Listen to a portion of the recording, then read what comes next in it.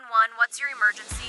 5, 4, 3, 2, 1. Welcome to the PIO Podcast, a place to discuss all public information-related topics for police, fire, EMS, and local and federal government organizations. It was a good learning experience for a lot of us that social media is not real life. But we have to remember the media are very rarely a target audience. They're simply that conduit. Our words have impacts on individuals, and it may not be positive. So just being thoughtful and mindful of the words that we speak. I think what's so interesting about this position too, and this job and this profession, is that every one of us is looking for purpose. And when we find it here, that's it. To know is that a crisis for one is not necessarily a crisis for another. Welcome to Season 3 of the PIO Podcast. We've added a bunch of new content for this season. We have a video blog, we will have enhanced social media, and we will be running a Patreon. So before we begin, a quick note from our sponsors. This episode is sponsored by the Social Media Strategy Summit, the leading provider of social media education. They host annual events designed specifically for government communications professionals like you to help you build and engage your communities through social media. Visit their website at socialmediastrategiessummit.com to learn more and use promo code PIO Podcast for 10% off of your registration. Sit back, relax, and enjoy the next episode. Today on the PIO Podcast, we have Captain Sheronda Grant from the Milwaukee Police Department. Sheronda, welcome to the show. Thanks for having me, Rob. I appreciate it. So, Sheronda, we're going to talk about a lot of stuff, but the first thing I want to get into is you are a lifelong resident of Milwaukee. So tell me about your experiences growing up there. So I was very blessed. I grew up on Milwaukee's north side. My sister and I, we were raised by our mother, who was a single parent who worked 2 jobs to take care of us. Our father, unfortunately, was absentee because he was addicted to drugs. But there was a blessing because not only did my mom raise us, but we also had our grandparents, my grandmother, grandfather, and great-grandmother on our maternal side who watched us from time to time, or I should say watched us often because my mom worked a lot. But we were very blessed because during those interactions with our grandparents and great-grandmother, there was just so much that was instilled in us: knowledge, wisdom, just the importance of understanding to do the right thing. But then watching my mom work, that instilled my hard work ethic. So I was very blessed to be brought up in the way that I was brought up in. And even though we didn't have a lot growing up, we didn't live in the best neighborhood, we didn't live in the best house, but we were blessed nonetheless. Because I look back, I'm like, okay, even though we didn't have all of those things, we had so much more, just that warmth of being loved. So while I was doing a little bit of research to do this interview with you, I found out that your mother was a police officer with the police department in Milwaukee, correct? Yes. So how was that growing up as a kid? So my mom actually became a police officer when I was about 19 years of age, 19 or 20. So she was an auxiliary officer, which was a volunteer officer. And she then became a police officer after I was a police aide. Now, so even though she wasn't a police officer when I was growing up, she was retired military. So she was still very firm, rules, regulations, very stern. So it wasn't the police side, it was the Army side that I grew up in.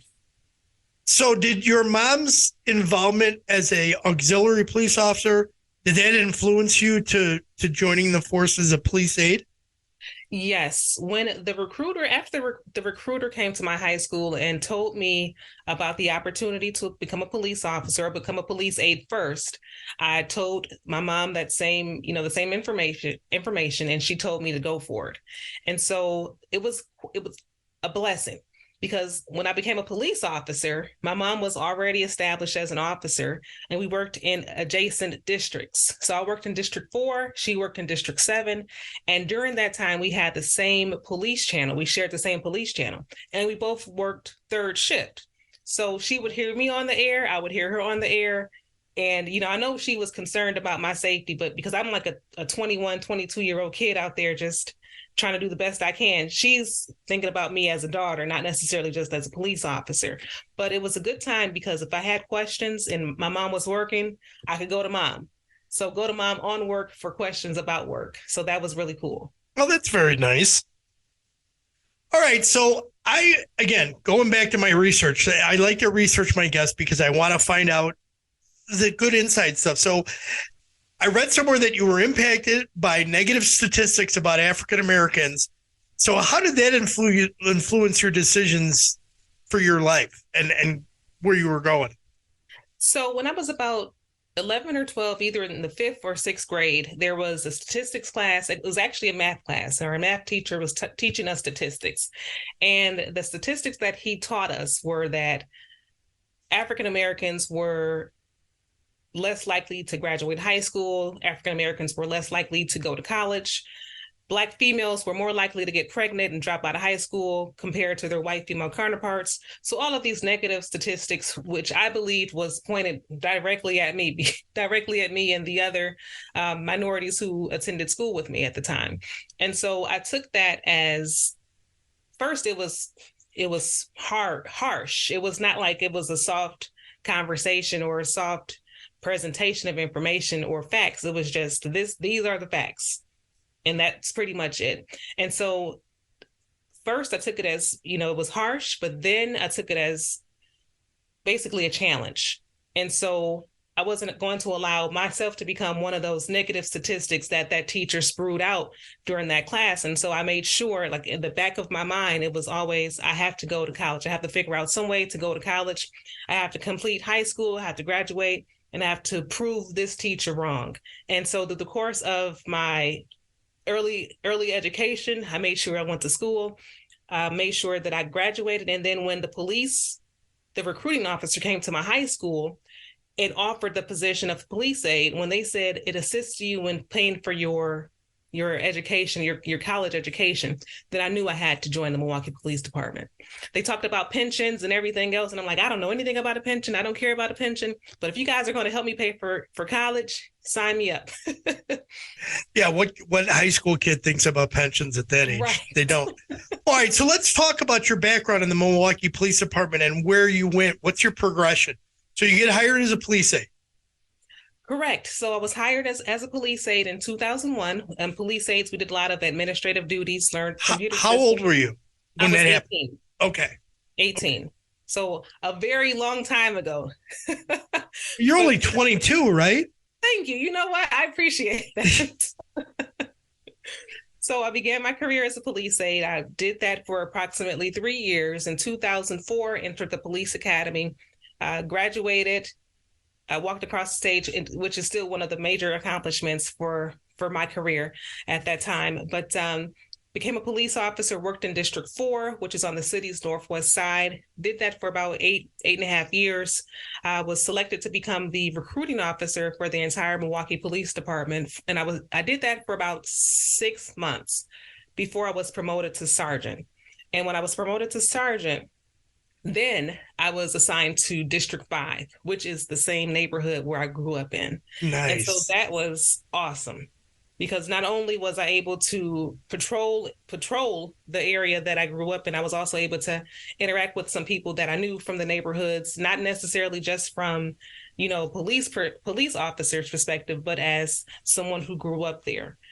Fast forward, I was assigned various places as a sergeant, but I was also selected to be the public information officer for Chief Alfonso Morales. And so I did that for about almost 3 years. And I can tell you that was a great experience as far as the knowledge that I learned and just how to, I didn't learn how to become a police chief, but I learned how to lead and how to care for people in a manner which I was never exposed to.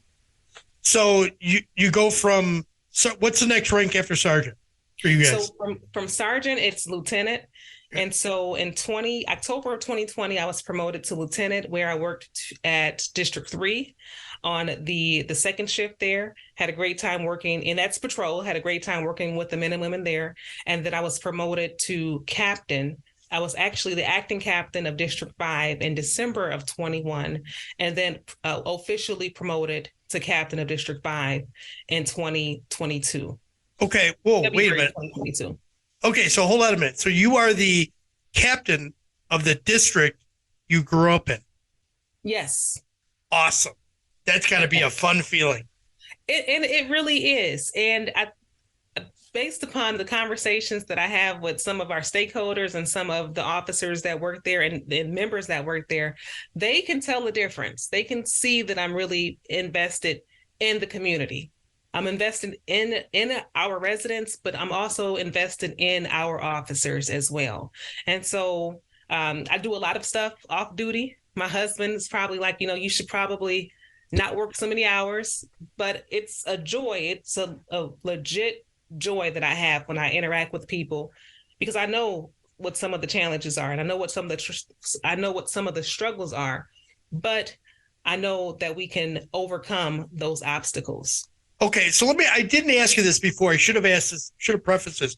How big is the Milwaukee Police Department sworn numbers? And then how big is the entire city of Milwaukee? What's the population? So the population is about 600,000. I believe we have I know that we don't nearly have as many officers as we need. I believe sworn is under 1,600. Okay. All right, so that's still a good. You're a good sized department then. Mm-hmm. I mean, that's pretty good. You talked about leadership, and I saw that you were an instructor at the Academy on leadership, and you were also the former president of the League of Martin. So let's talk about what is the League of Martin, and then we're going to talk about your experience of being involved in that organization as an African American woman in the Milwaukee Police Department. So the League of Martin is a nonprofit African-American law enforcement affinity group, and it was founded in 1974 by former Chief of Police Arthur Jones. Of course, he wasn't the chief at the time, but he and some of his partners during 1974 created this affinity group. And so the group was created to empower African-American officers, because if you could imagine, in 1974, there were not a lot. Right. In 2022, there are not a lot of African-American officers. And so in 2016, I became the president of the organization. And my number one goal was to bridge the gap between law enforcement and the community that we were serving and serve.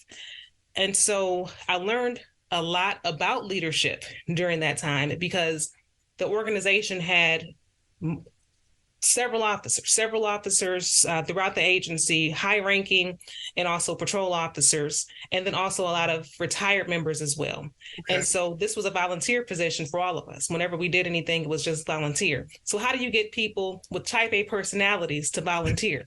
You create buy-in, and you create shared visions and shared missions, so that people want to, after they've worked 12 hours, to come and participate in a community give back or have a conversation with residents on what to do when stopped by police. So that position taught me how to lead people. And so I take those same philosophies, and I've brought them to District 3 when I was the lieutenant there, and I brought them to District 5 where I'm the commander. Okay, so how did that experience, or I should say, how was your experience being an African-American woman going through the police ranks? How was that? Well, I have been very blessed. Of course, I have experienced issues where, you wonder and you question, is this happening to me because I'm Black? Or is this happening to me because I'm a woman? Or is this happening to me because I'm both? Right? And so I learned over time not to focus on the negative situations or the negative statements or remarks that would be made against me because I'm a Black female, or because I scored high on a sergeant's exam. Oh, they just gave it to you because you're Black. Oh, they just gave you that position because you're a woman. No, I am highly qualified, and I'm more qualified than most individuals. Okay. And so understanding those negative statements, they're just negative statements.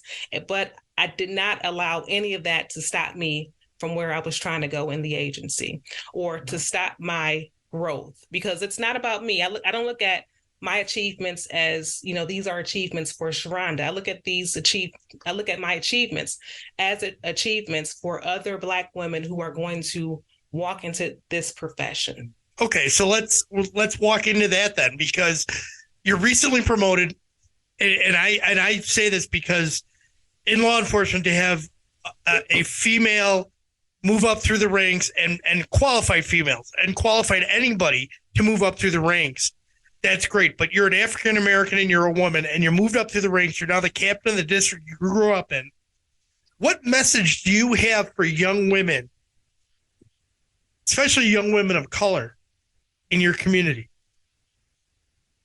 So the message that I have is to not stop, to keep going, but also to surround yourself with people who are where you are trying to go, or who have shared beliefs in making it in whatever regard that is. So oftentimes we only surround ourselves with people who have the same experiences, the same mindsets, but we never seek a mentor or someone who has experienced things that we haven't experienced. We just focus our friendships on people who are the same as us. But I would definitely suggest getting a mentor, talking to people who are places where you want to go, and then just don't allow anything to stop you from forward progress. That's the most important part, is just having that drive. But then for myself, it was really about having God as well, because you are going to go through adversity. There are going to be people that don't want to let you sit at the table, who try their best to block you from even walking through the door.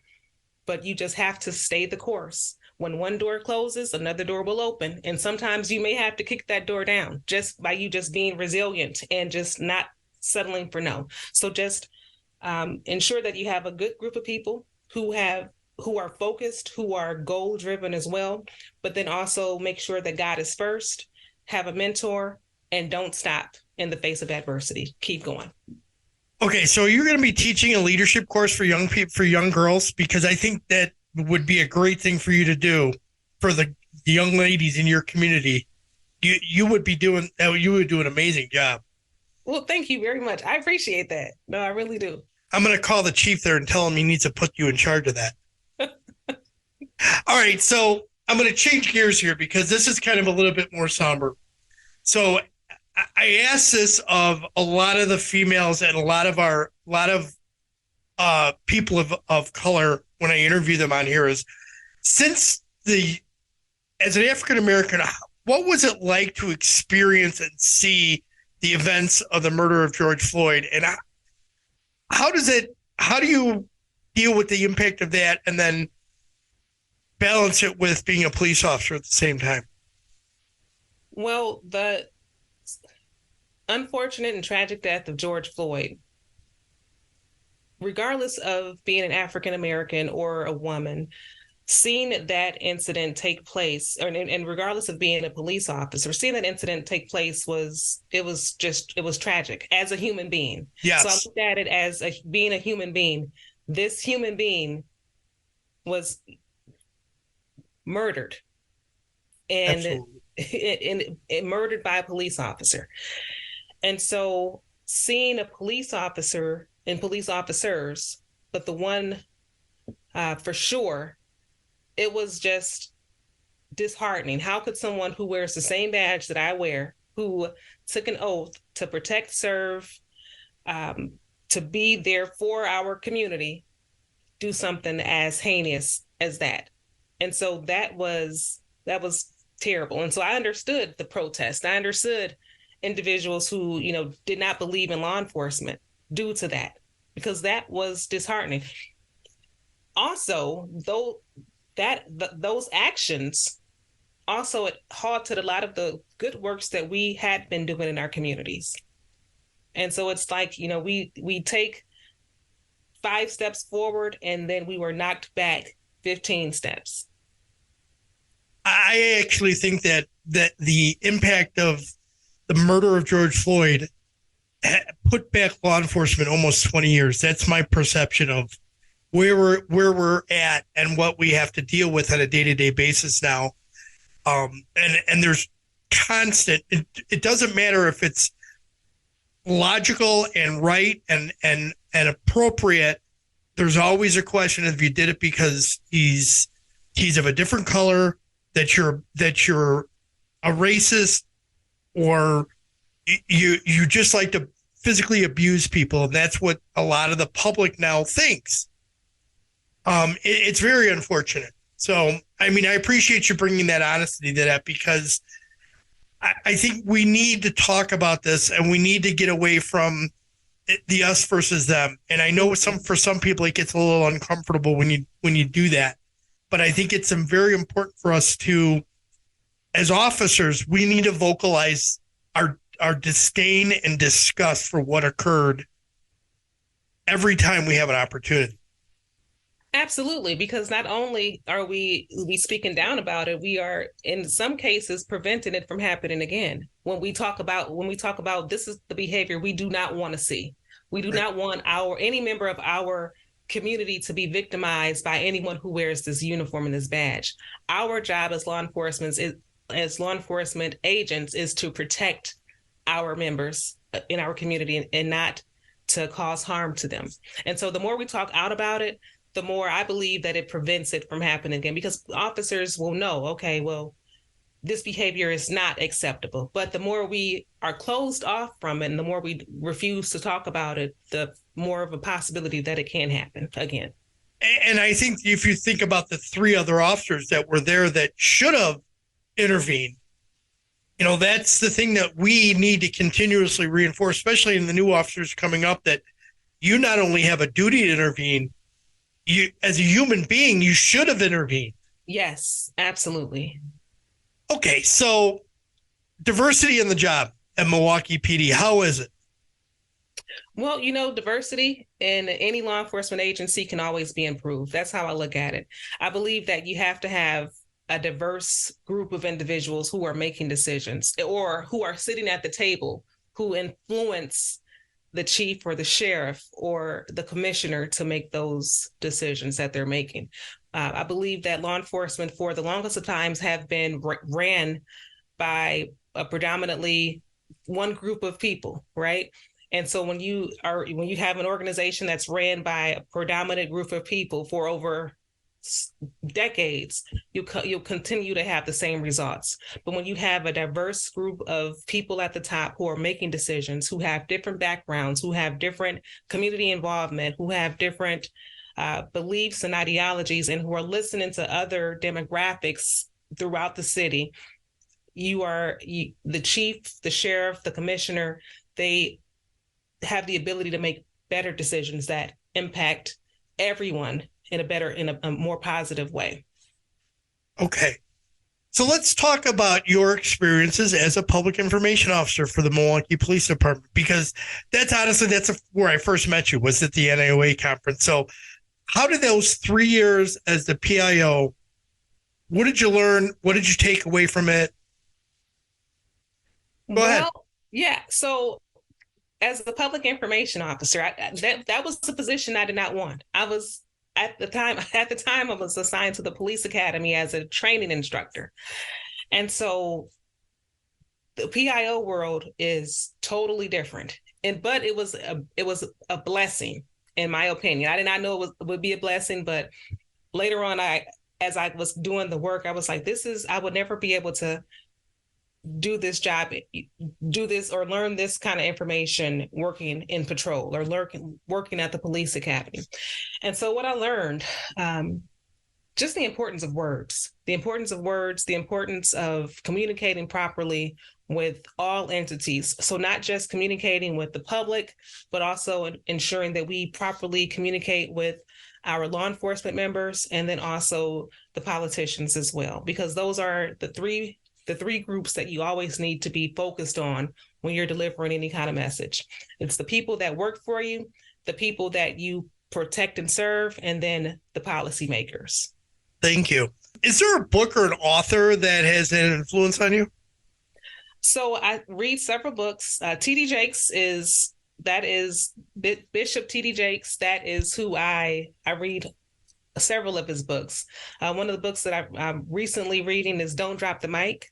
And that talks about speaking, talks about getting past your fear of being a communicator and letting your voice be heard. So you didn't want to be the PIO. No, but you did an amazing job at it for 3 years, because I watched the stuff that you did, because I think we met the year that you got in there. Yes, we did. So, yeah, you did a phenomenal job for somebody that didn't want to do it, because I'll tell you, it's an interesting thing when there's the voluntold and then the volunteer. And a lot of us became voluntold, and then all of a sudden we realized it's a really cool position, and it really opens your eyes up to a lot of things. Yes, and I just want to add too, right? So I did not want to do it, did not have training going into it or anything like that, but I knew that I could not fail. I knew that I could not fail because I was not representing just Sheronda. I'm representing every African-American female or any minority that's going to take that position, because I believe I was the first African-American female to hold that position within the city of Milwaukee.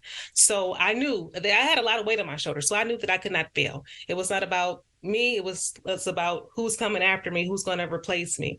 And so I put myself through different courses. I read different PIO books, purchased them out of my own money, because I knew that I had to do good in that position. Awesome. That's very good. All right, Sheronda, do you have a question you had wished I asked you? And if you did, how would you have answered it? No, I believe you answered all the questions. You asked all the questions. Okay. All right, so let's lighten it up again here. Let's do a little rapid fire, okay? Texting or talking? Talking.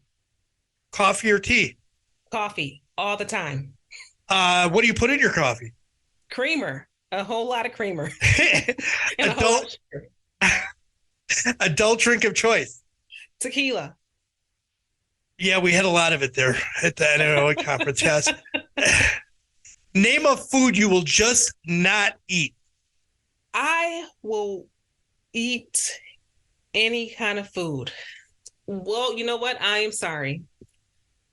I will not eat like sauteed bugs. No, I just can't do it. I can't do. I've seen no, it's just. Yeah, you won't get me in that either. That's awesome. What would be your superpower if you had one? Reading people's minds, knowing what they're thinking. What is your biggest pet peeve? People who are rude. Ask permission or beg for forgiveness? Beg for forgiveness. If you could have coffee with any historical figure, who would you choose? Maya Angelou. She would be a really great interview. What key points would you like the listeners to take away from this interview today? I would like the listeners to understand the importance of their words. So we should all be very cautious of the words that we use, because we don't know if we are negatively impacting other people. So just being cautious. Don't speak just to speak, but when you do decide to make a statement, make sure that it's impactful and meaningful. Anything else you'd like to add? No, that's all I got. Sheronda, thank you very much. How could people connect with you if they want to follow up and learn more about what you do there and about you? So I am employed by the Milwaukee Police Department. They can reach me via email at sgrant@milwaukee.gov. They can reach me at Sheronda Grant via LinkedIn and other social media outlets as well. I will add all of that into the show notes. Sheronda, thank you very much for coming on the show. I'm very pleased that you came on, and you've given us an interesting perspective on the Milwaukee Police Department and who Sheronda Grant is. Thank you, Robert. And, I apologize. There is one more thing I'd like to add. Please. So I have a small it's a clothing line inspired for women. It's called If You're Strong Enough to Be a Woman, You're Strong Enough to Be a Cop. And it's a small t-shirts, sweatshirts type of apparel. And it's really just to motivate women who are in law enforcement to keep going, and then also to motivate women who are not in law enforcement to consider joining. Okay. I will add that into the show notes too. Sheronda, thank you for coming on the show. Thank you very much. Another huge thank you to the Social Media Strategies Summit for being a sponsor of the PIO podcast. Join their First Responders Summit this April or their Government Summit this May. Learn more about confirmed speakers and programming at socialmediastrategiessummit.com and use promo code PIO podcast for 10% off of your registration. We hope you enjoyed this episode. Be sure to subscribe to the podcast to get notified of the latest episode. If you are listening on a platform that allows reviews, please give us a review. We appreciate any review, good or bad. It helps us improve on each episode. Until next time, be safe.